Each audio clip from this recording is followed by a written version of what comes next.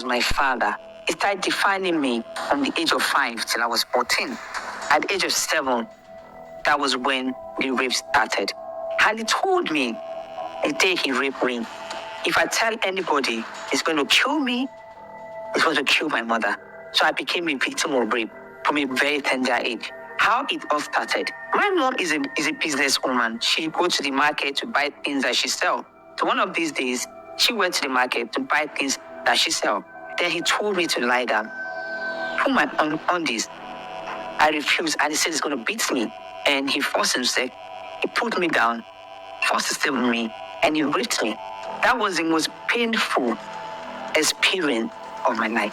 I have never felt a pain like that in my entire life. My mom came back. She saw me sitting outside and she said, Patty, why are you sitting here? What's wrong with you? And I told her that I'm sick. She took me inside and gave me aspirin. And she told him, she asked me, she said, you are here sleeping while Fatty is outside. She said you're going to take care of her. I had to wash the bleeding because it kept ringing to my head when he told me that if I tell my mom, it's going to kill my mom and it's going to kill me. It's going to strangle me. I live in fear. So the rape continued, And it got to a point, I was about nine years when I started fighting. And one of the things that he did was to make my mom to hate me. And so that I cannot tell my mom what is happening. And anytime I try to tell my mom, he has already made her to hate me. She will push me away. I say, oh, please leave me. I'm so busy and stuff like that. And I need to tell you something. I need to pass it, but she will push me. And when he see the way she pushed me, he will tell her, when she's not around, he will say to me that, you know what? That is how I'll make your mom to hate you. Your mom will never listen to you unless you give yourself freely to me. I started running away from the house as early as 10 years. I'm just running away from the house. I won't come back to the house. They will start looking for me, and later she will get me and she beats me. One time, I ran away from the house, and after like 3 days, she caught me, brought me back home, and she beats me. And one of the ways when my mom beats me is sometimes she break my head with rod, sometimes she take razor blade, cut my, and put pepper. That is some of the things that. Why did she do that? So she came back that day, I fought him so hard, and she saw me and she asked him, why did you beat Fatty this way? And he said to her that he saw me kissing the boy. My mom believed him, and that day she beat me. She used the rod and break my head. She didn't take me to the hospital.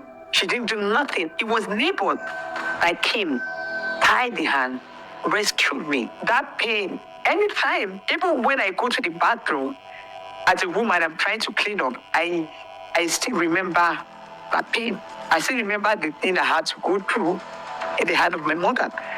Because I cannot believe why a mother would treat her child that way. I became weak. So I just allowed him to just take advantage of me and it was at the age of 14 that my mom found out I wasn't a virgin. She told me to lie down on the floor, take off my undies, and immediately, as she had on the table, she had like a long cane. Almost every African mother have this cane that they used to like put you back on check. And she had a little glass, very little one, with a liquid inside of it on top of the table. So she said to me, I need to lie down and take off my panties. So immediately it clicked to me what her husband said to me the first day he defied me. And I said, what do you want to do to me? She held it. I said, lie down. She brought out the key. So I lie down. I took off my undies. She said, oh, you're not a virgin. And I said to her, I said, what is a virgin? My mom said, no, go ahead and tell me. You will not die. Tell me what actually happened to you. So I now told my mom everything. She told me, and I told her, I said, you remember the day you beat me? You cut my hand with blade, cut me and put pepper. And I told you the day you find out that everything that dad is telling you about me is all lie, you will cry. She said, yes. I said, that day he defied me. My mom was crying. She said she's sorry, noticed all this thing was going on and stuff. I think she would notice. I think she didn't want to leave her third marriage She was trying to protect her marriage. I think she knew. But I think she was just tired of being pretended. Daddy, my mother beats me. I mean, she didn't beat me that day. She just pets me, go and take my bath and eat. So I sat by the staircase outside when my stepfather came back. And I was surprised that I didn't die. My mom didn't die. We're still both alive. So when he came, he saw me sitting outside the staircase. He said, "How are you? Where's your mom?" I just eased. I didn't respond to him. And unlike me, I would never have that confidence, that courage to do that. Now, because I have the backing of my mother, I can now do whatever I want to do. The way my mom went, when he went into the house, he's still on his uniform.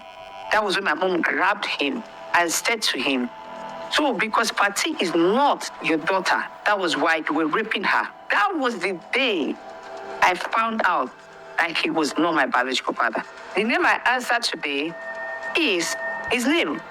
Because I don't know who I didn't know who my father was. I thought he was my biological father. But he did not deny it. He was just begging, crying that the devil pushed him, that my mother should forgive him and stuff like that. Now my mom took me to go and my mom went to tell her sister before he came back from work. And our sister told her that, I've been telling you, the way you maltreat your daughter, the way you treat her as if she's not your daughter, I told her something was going on. So how are you going to rectify all the harms you have done to this girl? When he came, that's when my mom grabbed him. And our sister now advised her to take me for spiritual cleansing. Because in African culture, in Nigeria, where my mom comes from, they call them the Igbos.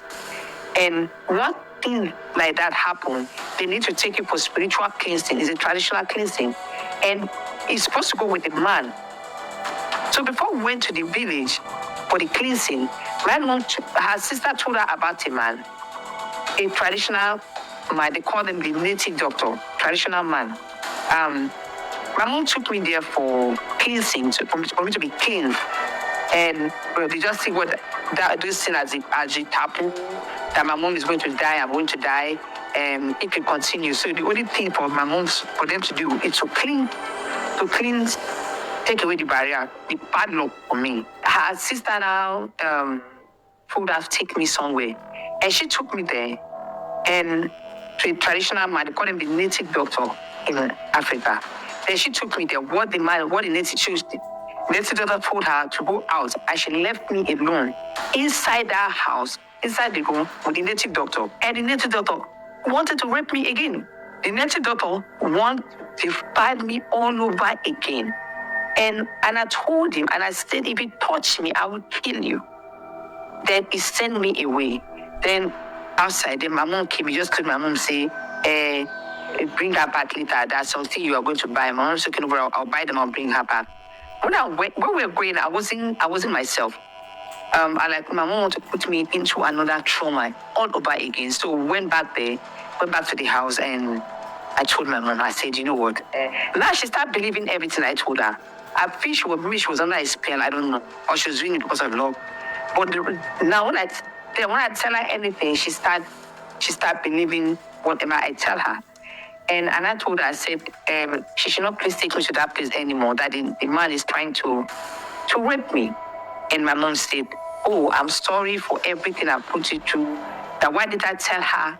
Yeah, and I said, because the man told me that he's going to kill you, that he has power. So I didn't tell her to go keep to the I'm not promised that she'll never take me there anymore. What she did now, she now took me to the village, to her village, where she came from the east. Abia State, she took me there. Now she was protecting the man and exposing me to danger. Now she took me to the village to go and do all the spiritual cleansing. The man is meant to go with me and her. But what she did, she was protecting him from her father, because her father never wanted her to marry my stepfather. So she took me there. They did all the spiritual cleansing on me, and if her husband goes with us to the village, they will make him dance naked in the market. He hated me so bad. Every little thing, he will beat me, he will pull my clothes, he will spite on me, and I couldn't do anything. So that one time my mom was fighting, he would pick my mom also, and she just said, the best thing is to move you out of the house, to go and live with my brother. That's my uncle. So I want to live with her brother.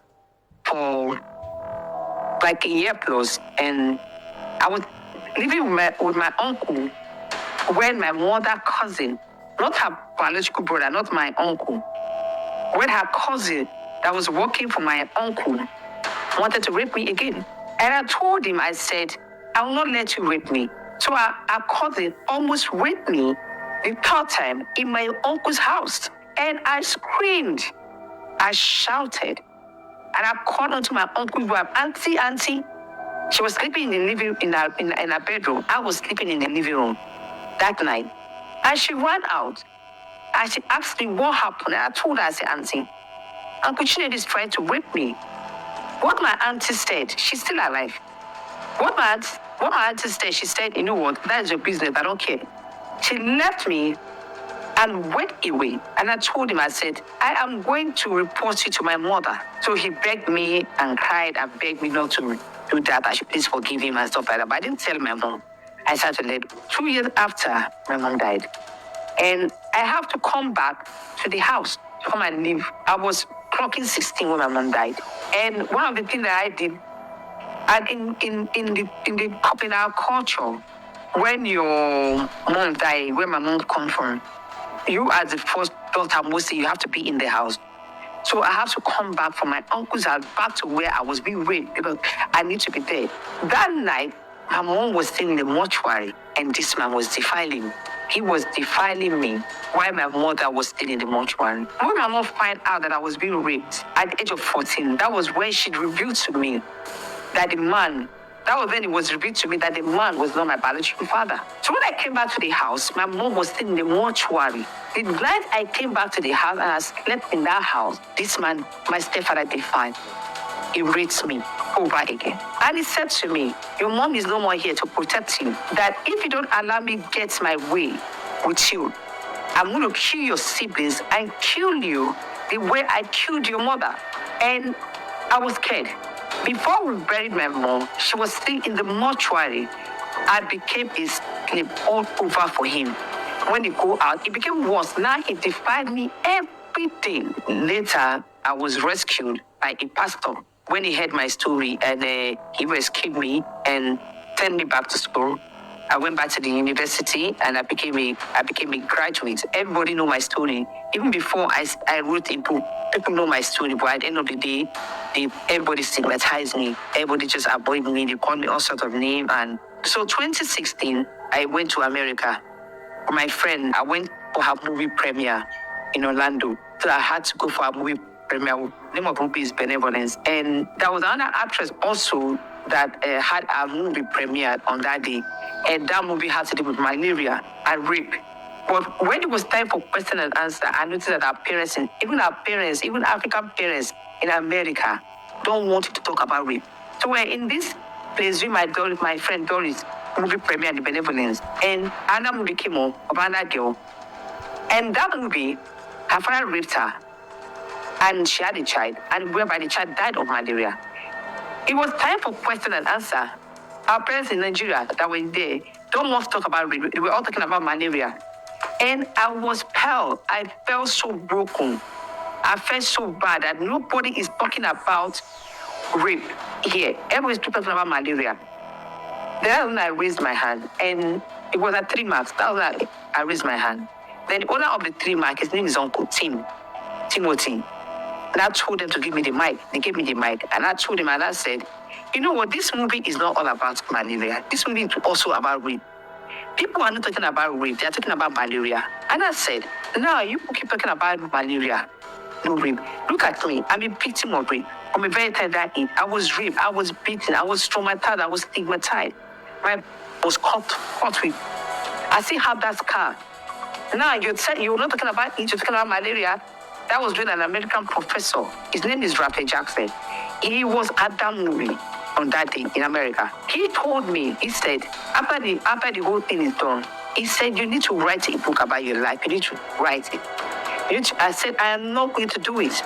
Because telling my story had destroyed me. People insult me when I pass on the street. Writing according that was a very, very traumatic experience for me.